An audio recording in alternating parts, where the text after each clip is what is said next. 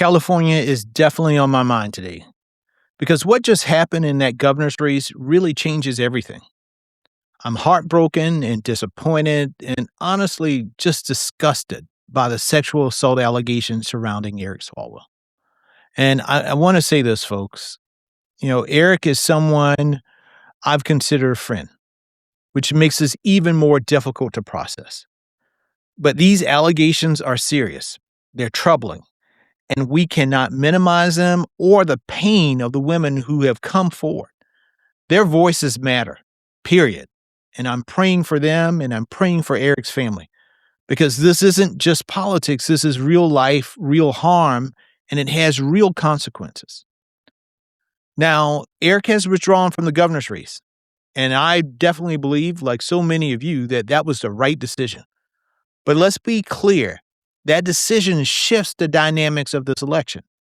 And here's why that really, really matters in this situation. Because California has a jungle primary, if Democrats are split across a crowded field, you can create a real possibility, and even in a blue state like California, that two Republicans advance to the general election. Now, that's not hypothetical. That's just how the system works.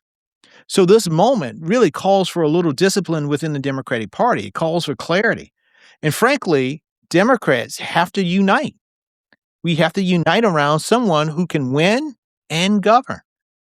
Now, look, I respect every single Democrat in this race. I really do.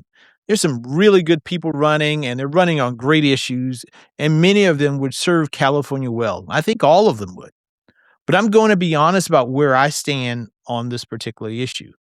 There's one candidate that I've known for nearly 25 years, someone that I trust, not just as a politician, but as a person. And that's my good friend, Javier Becerra. I believe Javier has the temperament, he has the experience, and he has a judgment for this particular moment. Think about what this man has done.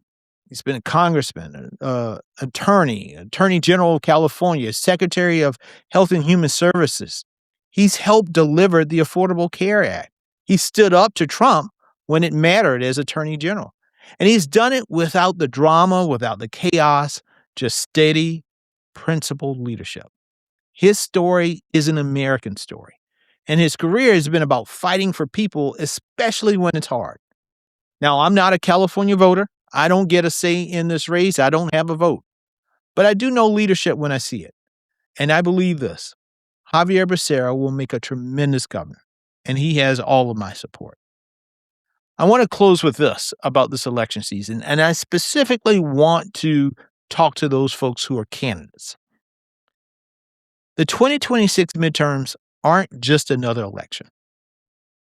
These midterms are about protecting our democracy. And yes, that even means saving the nation itself. And that puts a real responsibility on the people who choose to run this cycle. This race has to be about the issues. It has to be about the challenges facing the American people, not about your personal drama, not about your distractions, not about your personal challenges.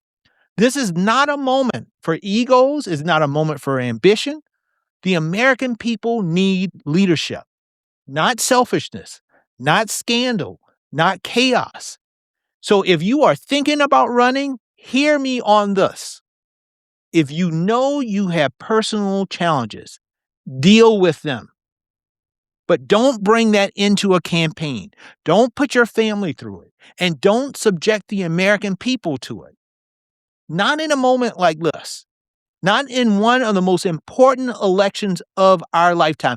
Folks, we can't mess this up because this is bigger than any one person. This is about our country.